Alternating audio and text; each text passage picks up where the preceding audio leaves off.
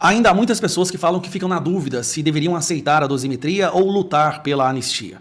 Bom, eu vou mostrar nesse vídeo por que não se deve confiar de forma alguma na palavra do Alexandre de Moraes. Vocês se lembram do Daniel Silveira? Quando o Congresso, a Câmara dos Deputados, aceitou prender Daniel Silveira por causa de um vídeo, o Alexandre de Moraes havia falado para o Lira e para vários outros líderes da Câmara dos Deputados que o Daniel Silveira ficaria preso apenas 2 semanas.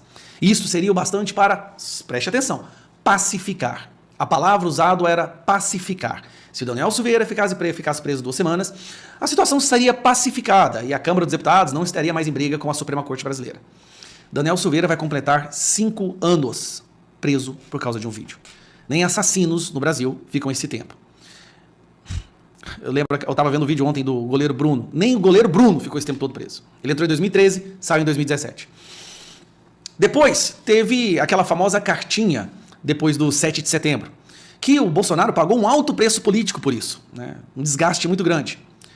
Bom, Flávio Bolsonaro foi numa entrevista na Revista Oeste ontem à noite e ele explicou, ele descreveu exatamente o que aconteceu nos bastidores que levaram à publicação, à elaboração dessa famosa cartinha do Temer. Então, eu acho interessante ouvir. Uma coisa importante, apesar de você ver como é que o Alexandre de Moraes não tem palavra, aquela situação que foi muito ruim para o presidente Bolsonaro na época, da tal carta que ele escreve, né, para o Alexandre de Moraes, que foi construído junto com o Michel Temer. Qual foi o contexto daquilo? Eu me sinto na obrigação de falar isso aqui. O Michel Temer sentado aqui, o Bolsonaro aqui, viva a voz ligado com o Alexandre de Moraes do outro lado da linha. Qual foi a conversa? Eu vou fazer uma carta aqui para me retratar, eu realmente exagerei, é verdade. Em contrapartida, o Alexandre de Moraes vai arquivar o inquérito das fake news. Esse era o acordo. E o que o Alexandre de Moraes faz?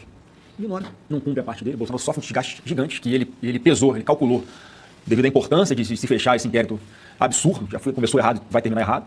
Então ele pesou, estou sofrendo desgaste, mas vou fazer uma coisa que é importante aqui. O Alexandre de Moraes cagou, ignorou, simplesmente não cumpriu. O fiador, que era o Michel Temer, lavou as mãos também.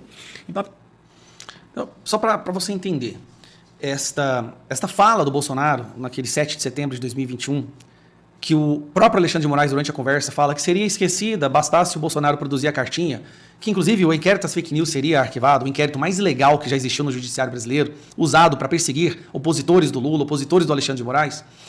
Essa mesma fala, que o Alexandre de Moraes disse que seria esquecido, foi usado no julgamento contra o Bolsonaro como se fosse uma espécie do início do golpe, que teria sido esse discurso e também uma live que o Bolsonaro fez, onde ele mostrou que o sistema eleitoral havia sido hackeado e tinha uma investigação.